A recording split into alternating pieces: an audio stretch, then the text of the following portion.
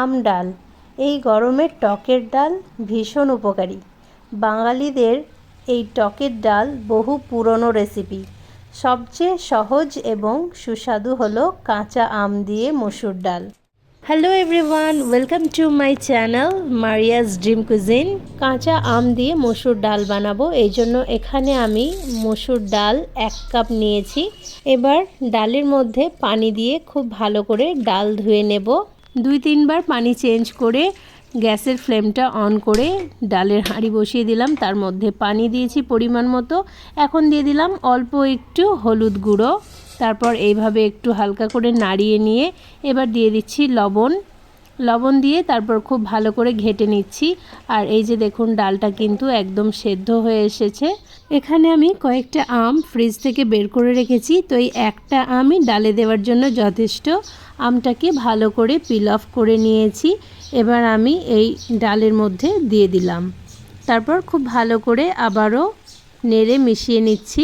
এবার আমি বড় কাপের 1 কাপ পানি দিয়ে দিচ্ছি। ডাল খুব বেশি পাতলা হলে ভালো লাগে না, একটু গাঢ় গাঢ় থাকবে, সেই অনুযায়ী ডালের মধ্যে পানি দিয়ে দেবেন। এবার আমি বেরেস্তা দেওয়ার জন্য একটা প্যানের মধ্যে সর্ষের তেল দিয়ে 2টো শুকনো লঙ্কা দিয়েছি। তারপর রসুন কুচি আর পেঁয়াজ কুচি দিয়ে এটাকে হালকা লালচে লালচে করে ভেজে নেব। তো এই যে দেখুন, বেরেস্তা বা বাগার যেটাই বলে থাকুন না কেন, রেডি হয়ে গেছে। আর এদিকে কিন্তু ডালটাও ফুটে গেছে, অনেকক্ষণ হয়েছে। তো এবার আমি এর মধ্যে বেরেস্তা দিয়ে দেবো, মানে ডালের মধ্যে বেরেস্তাটা দিয়ে দেবো। তো একবার নেড়ে নিয়ে এখন আমি বেরেস্তাটা দিয়ে দিচ্ছি। আহা, মায়ের হাতের সেই আম ডালের কথা মনে পড়ে গেল।